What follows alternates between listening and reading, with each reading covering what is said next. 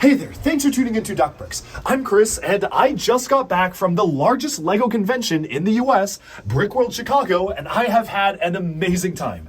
So much so that I'm publishing 4 different vlogs on the topic, starting off with part 1, day 1, which you can see linked in the description below, and today, we're going to be taking a look at day 2 of my BrickWorld Chicago adventure. This was such an amazing time seeing all the incredible MOCs, obviously going out and hanging out with my favorite LEGO content creators. What an incredible series of days, and day 2 may have been one of the best. And so, without further ado, let's jump right in to the vlog.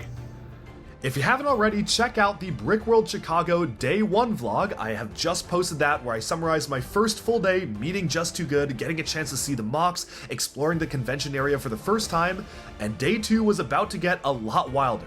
So unfortunately, this was still Friday, so I still actually had work meetings throughout the day, so I was just walking around with my computer, stepping out, taking work meetings. We all met up for lunch, me, ACOB, Just Too Good, Mandar, all sorts of groups. However, I was actually in a work meeting throughout most of lunch, so I got to watch as the rest of the gang ate through the window, but for the most part I did get a chance to very quickly record some footage. Let's say hi to Just Too Good right now. All right, come on. Phil, play this.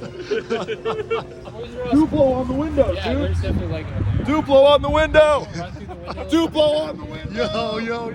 So before we actually headed to the convention, we first wanted to check out a random toy store that happened to be nearby.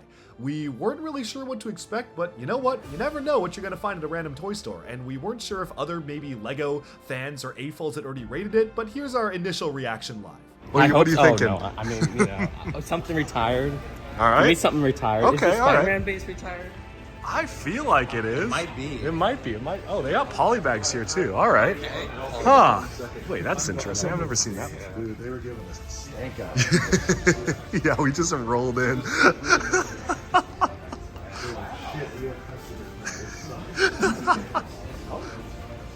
Ooh.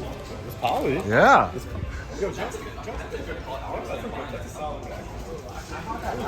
bought that last year. I've never seen monkey in the store that is a LEGO store. I might do that.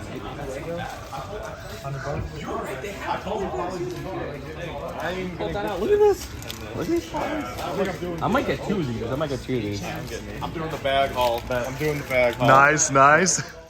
Hearing all the chatter from all of us who were just exploring this toy store was so much fun. Honestly, I didn't even get anything because I literally owned everything they were selling, but it was just so cool to actually experience hunting for LEGO with a ton of other LEGO YouTubers and LEGO influencers. It was kind of a surreal experience because there's a lot of stuff that I do on my own. Like, I'll go into a random toy store and kind of just look around for stuff that I don't have, but it was a completely different experience actually going with this group of people, watching everybody film everything. Like, that was a really funny experience to witness, and surprisingly enough, the selection at this store was not bad. They actually had a ton of polybags. Like, they had the newest Monkey Kid polybag from earlier January of this year, which was really cool. I already owned it, but it was just really cool to see that as a polybag because it has one of the best Monkey King minifigures in it.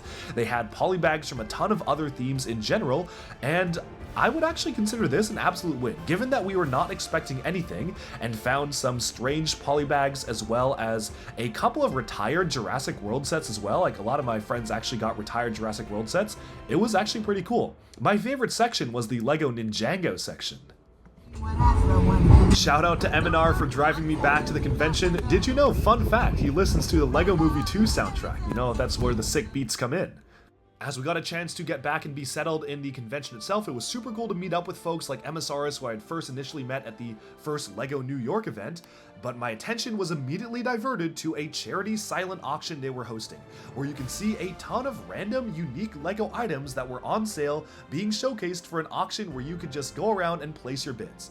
I love auctions. I've hosted charity auctions of my own before, and this was such a blast to be able to participate in. There are a lot of rare items here, like some of these sealed polybags, Asian exclusive LEGO shell stuff for gas stations, but the one that I had my eye on was the sealed LEGO System City Police Station. I really wanted to get this. You can see I was in a bidding war with someone about this. I really wanted to make sure I got my hands on it, and I actually was able to get it, so I might actually be raffling it off at some point with Whatnot, because I got a chance to talk to the folks at Whatnot and set up an account. Stay tuned for that. But once the silent auction was over, I got a chance to take a look at some more incredible LEGO MOCs. One of my favorites was this brick-built LEGO Spider-Man comic cover featuring the Rhino and Spider-Man. It was just so cool to actually see these brick-built characters. Seeing the building techniques on this was absolutely incredible. Just honestly some of the most interesting and inspired things that I've ever seen from LEGO builds before. And I also got a chance to see this little dragon in a cage, which I thought was really cute, kind of calling back to the classic LEGO dragon.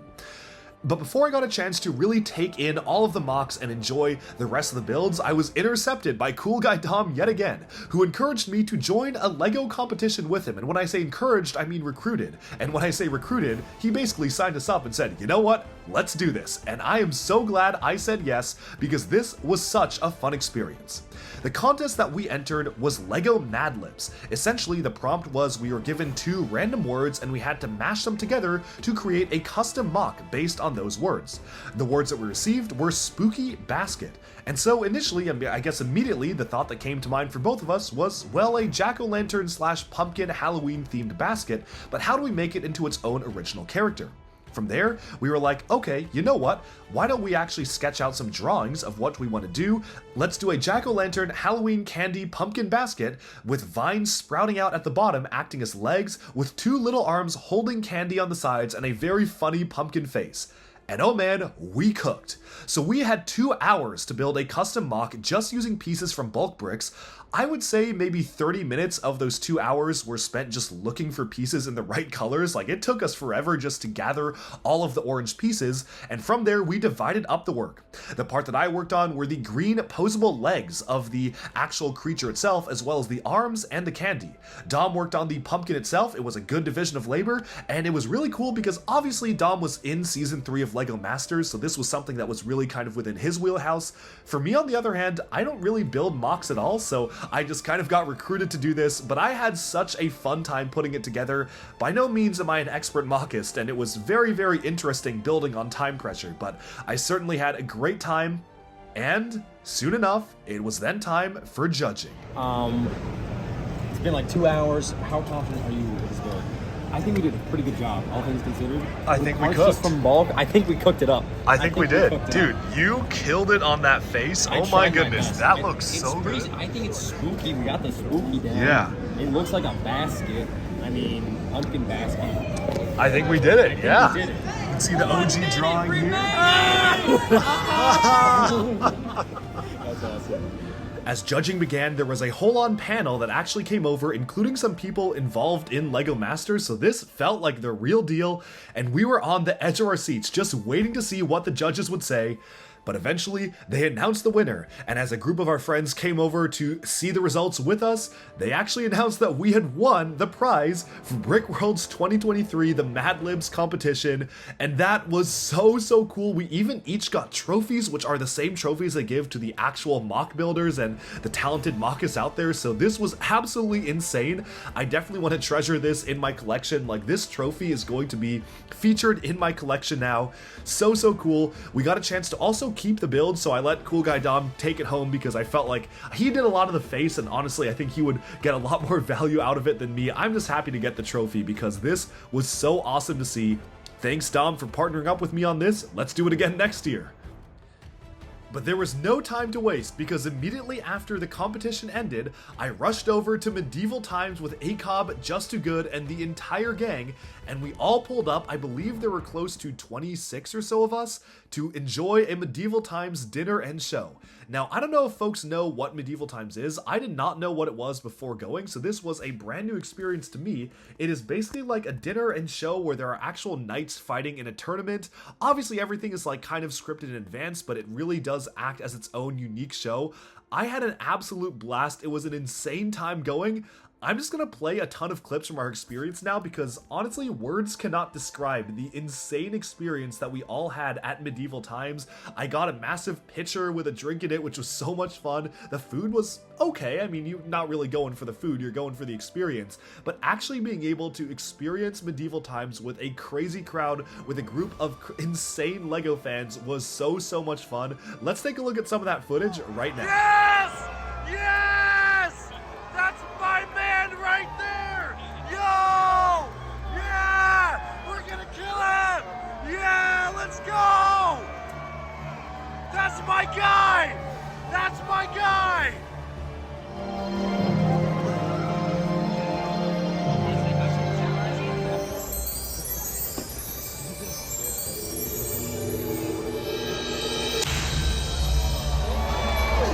Good and gracious nobles, welcome! So the entire concept behind medieval times is that there's a group of people who all goes for dinner, and you're all separated out into multiple different groups, and each of the groups is supposed to root for one of the knights on horses as they compete in the tournament.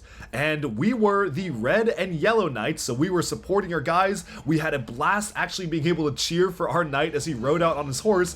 But it wasn't really going to get crazy until the actual competition started and the fights began. Because oh my goodness, this was one of the most pumped up crowds I have ever seen in my life.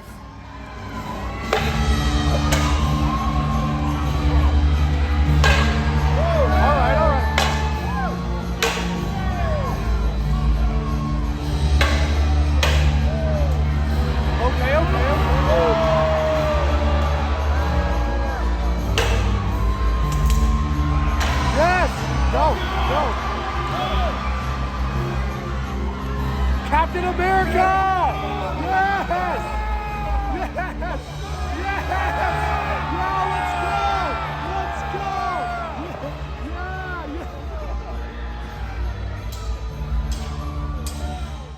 Of course, as the food came out, one of the most entertaining moments was out of nowhere when they randomly announced that the heaters of a couple of brickheads were welcome here. They had a custom announcement made just for our group, which I was not expecting. Sean really cooked with that announcement. Let's see that right now. I have one in there. Heaters! Heaters! Yeah! I know, I felt it was coming. I was like, yeah. I knew it, yeah. Heaters! Let's go! The heaters!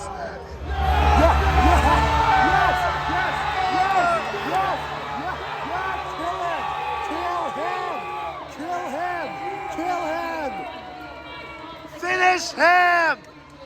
Let's go!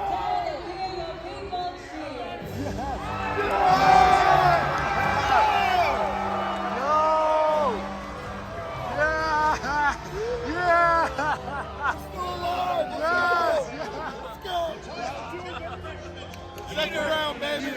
Heater of a battle. All right.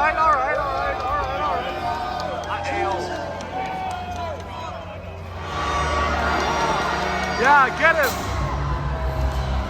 Yeah. Oh, yeah.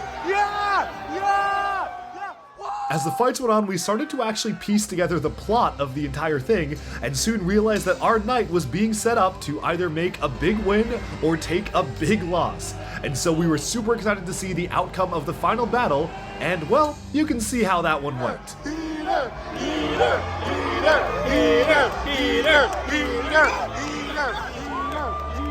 Heater! Yeah! Let's go! So as it turns out, our guy actually won. Out of all of the knights there, I think there were 6 different knights. Out of pure coincidence, the story was set up such that the knight that we were supporting did win the tournament, and as such, it was an insane battle. It was also really cool because after the convention, we were walking around and some of us had like the Lion Knights and the Black Falcon shirts on for Lego Castle, and one of the other knights randomly went up to us, like one of the guys performing on stage, and he was like, yo, isn't that discontinued Lego faction? So one of the knights was actually a Lego fan and knew about BrickWorld, so really small world. I thought that was just a crazy experience. Again, thank you to Sean and a couple of brickheads for hosting. That was so much fun. We definitely have to do this again next year. But then it was time to go back to the convention, because this night I was planning on actually getting a chance to take a look at some of the incredibly impressive MOCs on display. And so, right as the dinner ended, I think I got back around 10 p.m. to the convention hall, I was dedicated to take some sort of photo, video, some sort of footage of every single MOC that I got to see there. Was I successful?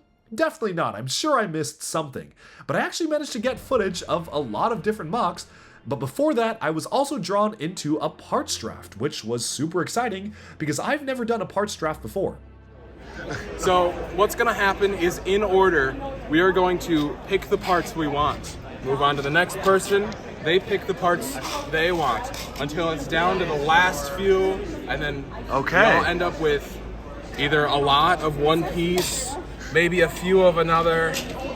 It's a lot of fun. And I'm a great way to excited. get pieces. Which one are you looking at getting? Oh, the sand green leaves. Okay. 100%. Yep. All These right. tan plates are great too. Yeah. That's just useful. And the dark blue as well. Like that's really Yeah. good. I've got my eye on these. Like I really want those like Star Wars riot shields because Yeah. those are just really useful for There's stuff. a lot of great colors. the white ones too. Oh. A lot of great colors, a lot of great pieces. Got the chains. Nice. Technic pieces are usually not too popular. Sure. These, last pick. In my lug, Because everyone has 100 of them. Yeah. Like. in my lug, it usually, whenever this is left, someone's just trying to throw it into someone's bin. All right. Well, I'm excited. Thanks for telling me about this. Absolutely. Go check out. What's your tag again? Ben the Brick Builder. Ben the Brick Builder. Go check him out. Linked in the description below. Thank you. Thanks, man. So this was such a fun experience, just going one by one, people picking pieces. I think the funniest thing that happened was that at one point, almost all the pieces were gone, and then Dom realized that there was a bin full of 1x5s that we didn't even realize were 1x5s. I think everyone thought they were 1x6s, so that was a great get for him late in the parts draft. But overall, what a cool experience. I don't know if I necessarily really even needed the parts that much, but I kind of just wanted to do it for the experience. It was only like a $23 buy-in or something like that. The set that we were parting out was the Creator 3-in-1 Birdhouse, so I felt like it was a pretty good deal. Got a ton of parts that I actually really wanted to get for just some reason or another. This was my finalized bag, as you can see. Let's take a look at everyone else's bags. And yeah, this was just a really cool thing to do with a group of people who are all into Lego, and it was really cool seeing what people would decide in terms of what pieces to get. I'll show that closer in my actual Lego full-on haul, but as of right now, that parts draft was done. It was probably around 11 p.m., and then it was time to finally actually be able to go around and look at the MOCs, because I received a tip that past midnight or around midnight or like 1 a.m., 2 a.m. is actually the best time to really take in all of the MOCs on the floor, because it's before the public comes on Saturday morning, but everything had to be pretty much set up because the public was already about to come the next morning. So I took that advice and got a chance to witness all of the incredible MOCs. Let's take a look right now. This particular video was taken at around 4 or 5 a.m. I think at the convention. It was really late, but you can see there were still people roaming around. What I wanted to do was just simply walk around the convention and try to get everything on camera. And by everything, I mean everything. So I basically just walked around with my camera and just started to film all of the different MOCs, and you can start to see the immense scale of this entire thing. I mean, this video is slightly sped up, but this was a massive, massive convention room. I think that BrickCon in Seattle, which is really the only other LEGO convention I've ever been to, is maybe half the size of this room, and BrickCon is also one of the biggest LEGO conventions. So this was on a scale hitherto undreamt of. It was something I had never experienced before in my life, and it was so cool. It was almost an overwhelming amount of MOCs and things to see because so many people showed up to showcase their incredible creations, and I wish that I could have spent so many more hours just poring over each and every single one. Like, we just passed a Bionicle section earlier, and I feel like I only got to spend a couple minutes at the Bionicle section because I was just moving on to the next thing. There were just so many amazing things to see.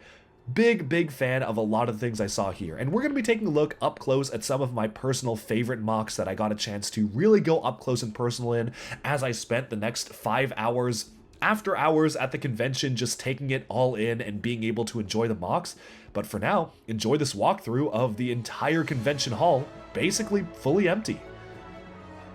You can see so many incredible city layouts. Of course, here's that Bionicle section again. Really cool to see so many different construction creations. Some of my favorites were these MOCs that were completely reimagined versions of existing Lego sets, like a revamped version of Chirox there. That was so cool to see. You can see the creator tagged in the actual name itself on the stand. And yeah, just really cool to take in all sorts of custom creations. Now, I've been told, I've never been, but I've been told that Brick Fair, Virginia is the best place to go to see all of the Bionicle MOCs. There weren't that many Bionicle things at this particular collection, but for the ones that were actually here, it was cool to see so many unique and varied building styles, and it was also really cool because despite the fact that I was literally just wandering around at 5 a.m., a lot of the builders were still there. Like, a lot of the people were still there. I got a chance to talk to people and ask them about their creations and learn more about stuff. You can see a Krika revamp that looks really cool using Hero Factory Stormer pieces as knees. Just so many interesting things that you could see on display here, and I'm so glad I was able to really dedicate the time and effort to just take in all the MOCs, because to be honest, over the past several hours, I had not taken a lot of time to enjoy the LEGO creations. There was a Space Police 3 creation there, a Yoda band, just all sorts of funny and goofy creations that really just were so entertaining to see. Moving onwards from there, there were of course a lot of LEGO train layouts. A lot of these were really cool holiday themed trains. They even had some brick-built knights and dragons, kind of like an older Legoland type of model that you would see. And overall, just all sorts of really unique items. One corner you could be seeing spaceships or tanks or pirate ships and castles. In the other corner you could see life-size stuff. There was a fully playable brick-built Monopoly board, and of course, a massive Chicago BrickWorld landmark totem build here, which of course I had to focus on because this was so cool to see, and it basically was one of the large things to see in the collection because obviously it's to celebrate BrickWorld Chicago. One of my favorite displays though was this one.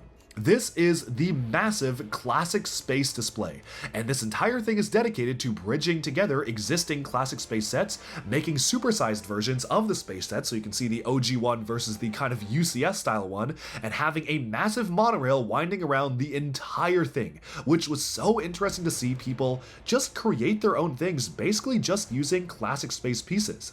To me, this display felt like something you would see in a LEGO catalog in the 70s or 80s. It really felt like a culmination of what the perfect classic space display and layout would be for a kid growing up in that era to be able to imagine what they could do with LEGO. I really appreciate how authentic all the builds were, where it feels that every single one of the space hangars and all these other things were specifically just made with parts that were available around that era. There weren't like modern parts, it wasn't like a neo-classic space. This was full-on raw classic space, and that was so interesting to see as a display. Of course, alongside it were even more refined spaceships and all sorts of other things scattered around. You can see the TARDIS from Doctor Who there, which was really cool to see a fully detailed version. Of course, you have an Endor layout here, so you have the Battle of Endor as its own full-on display. Actually, quite a lot of sections dedicated to the Return of the Jedi, which makes sense because it is the anniversary. Got some pirate ships. Honestly, was kind of expecting to see more. I thought there would be a lot more pirate ships, but maybe that's for other conventions, and just overall a mix of completely different things. One of my favorite builds here was this small-scale cyberpunk city. I say small-scale because there was a massive cyberpunk city as well, which was a very similar design and layout to this, but probably 1,000 times bigger. This is still obviously really big, but I just really like seeing a cyberpunk city sector right here. You can kind of see it's like a cutaway of a city. I like it that it's built out of an island. I thought that was a really interesting juxtaposition, and I also like the references to other LEGO stuff. You can see Chase McCain, the LEGO City police officer there. Super cool to see a reference to that. Obviously some Space Police references. I'm a big fan of the cyberpunk genre in general. I played through Cyberpunk the game and whatnot, and obviously just love the aesthetic, so that was super cool to see. But really, it was just so much fun wandering around the convention after hours and seeing these amazing builds. Of course, you got to see this LEGO Technic duck right here. I really want to recreate that because it looks like that probably is motorized and walks around. You even, of course, had a lot of Jurassic Park displays. This was a visitor center celebrating the 30th anniversary of Jurassic Park, which looks so authentic and so good. It literally looks like the one that you can see in like Universal Studios, so I loved seeing this. It feels so authentic to the actual movie itself. Very cool to actually see this physically built in the full-on display. And then, we even had a display that was somewhat dedicated to a mashup of original LEGO themes, including Chima and Nexo Knights, which I thought was really interesting. You have the Lion Knight's Castle, or not the Lion Knight's Castle, the Lion Castle from Legend of Chima, that is pretty much the same as the official set, but just slightly modified. But then there was also a full-on Eagle Spire, which was a location that we only really saw in the Chima TV show. There was a fully kitted out version of Jestro's Castle from Nexo Knights, basically taking the template from the original set, but just making it so much bigger and more aggressive in terms of the lava flowing out. It's creative displays like this, which I never would have thought of myself, that really were very impressive to me just to be able to take in and fully enjoy. This was so cute. A Spaceman Benny answer box where you can see behind the scenes of that QR code there. There was a full-on demo going on the full convention day, so it was moving around and all that, which was so much fun to see. Of course, some of these displays were still being set up, so you got some Bionicle stuff in the process of being set up. You have Tony Stark's workshop with all of the different Iron Man suits, which was very cool to see fully on display. And it just kept going and going because we have barely scratched the surface of the incredible MOCs available. You've got a Minecraft block there that's kind of a slice of life for the game, a beautiful pirate and castle island here, which just looks so intricate in the details, so incredible with the amount of different layering and brickwork done for here. I could just keep going on and on about the quality of builds, but I honestly think that a lot of these speak for themselves. So what I'm going to do is I'm just going to let this video play and you can take in all the MOCs and just enjoy them the same way that I did, just taking them in, seeing all the builds for themselves.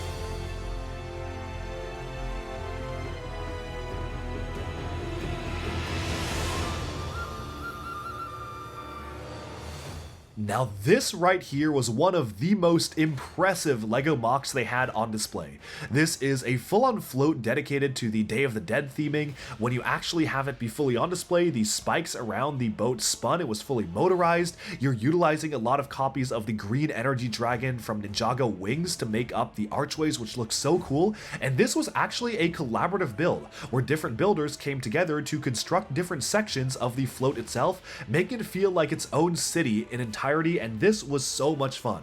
I really especially love these large brick-built characters in the back, these kind of Mexican or Dia de los Muertos style inspired from that particular visual flair. It was like a mostly black boat, but you've got a lot of colors, and we'll take a much closer look at that particular build in the next video where we go into day 3, where we actually have BrickWorld after dark because they went on, turned off all the lights, and showcased all the creations fully lit up, which was so cool. But now, let's just keep on taking a look at these amazing creations and keep on going through.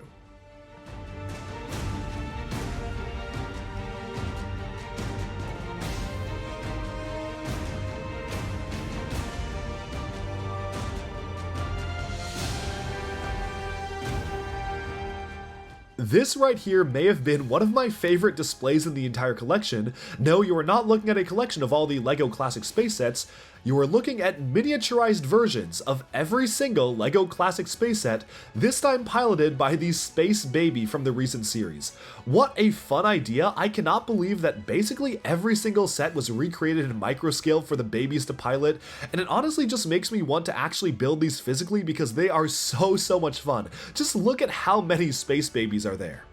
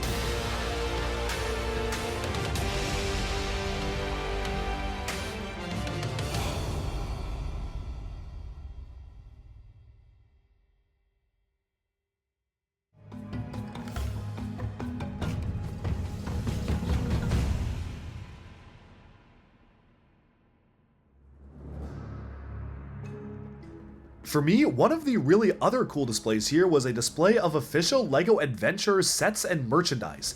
And I had no idea LEGO made this much merch off of LEGO Adventures, and now I really want those actual LEGO hats. Folks in the comments, let me know if you're selling any stuff like this, because that is so cool. I genuinely did not know half the stuff existed. Definitely one of the coolest displays for me in particular was just taking it all in, because I love LEGO Adventures. Always cool to see more Winter Village displays, of course, and I also love Monopoly, and I love that they actually made a full-on Monopoly board that wasn't just a standard piece of Monopoly, but every single one of the actual icons in the set itself corresponded to an official LEGO set. So these were all references to official LEGO sets or MOCs or builds, and it was really cool because it basically was treating it as its own playable Monopoly game with properties based around official LEGO sets, which was just so much fun to be able to witness. You've got all sorts of LEGO themes: castle, space, Star Wars, Hogwarts, Harry Potter, DC, Marvel, everything was represented here, and this was just so much fun to just witness, and makes me want to play Monopoly on this board, honestly.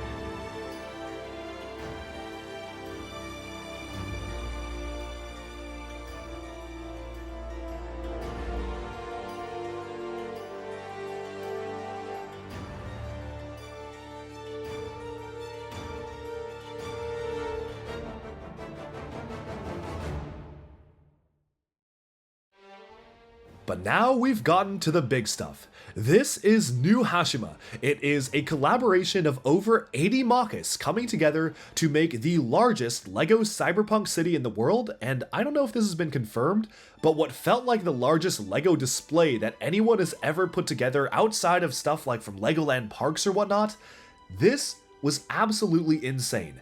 Fully minifigure scale, the entire thing was set for minifigures to explore. They had motorized trains and transports going around. Every single bit of it was fully lit up. And oh my goodness, you could spend a day, I mean, you could spend days just staring at this and just going in depth into the details. It is honestly kind of a shame that this building was only going to be together for the few days of the convention, because 80 people came together, each bringing their own individual layout for these segments of the city, and then they spent 2 days just basically seemingly not sleeping, because I was there at like 5 a.m. and they were still there setting it up, just figuring out how the layout would come together.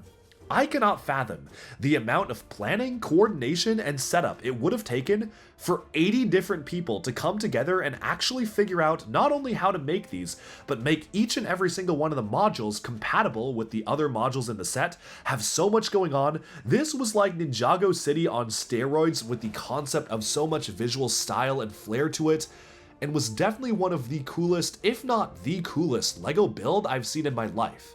And I do not say that lightly. Like, that is not something that I will just throw out to any build, but I genuinely think this was the coolest build that I've seen in my life. Like, incredible. There were trains going around. There was a working monorail going around the entire system, fully brick built. Even the trains, look at the train. There's like a robotic arm mounted on the back of one. Every single bit and piece of it was covered in incredible amounts of detail, and this was just a majestic sight to behold. Lights were everywhere, there were minifigures, every single inch of it was packed with just a tiny little scene for viewers to be able to experience and just take the city in. I could just keep gushing over this. I have so many good things to say about it. I mean, this was just unbelievably good, just an unbelievable spectacle. And stay tuned, because in a couple of days, I'll be publishing part 3 of my BrickWorld tour, where they actually turned off all the lights in the convention center and took a look at what this entire build looked like at night. Because if you think this looks cool now, just wait until all the lights were turned off and they actually had every single bit and piece of the city fully lit up. It felt like you were transported to another world. Like, it was just out of a dream. I simply do not have the words to explain it. It is just so incredible. Let's let the footage play and let the build speak for itself, because wow, just wow.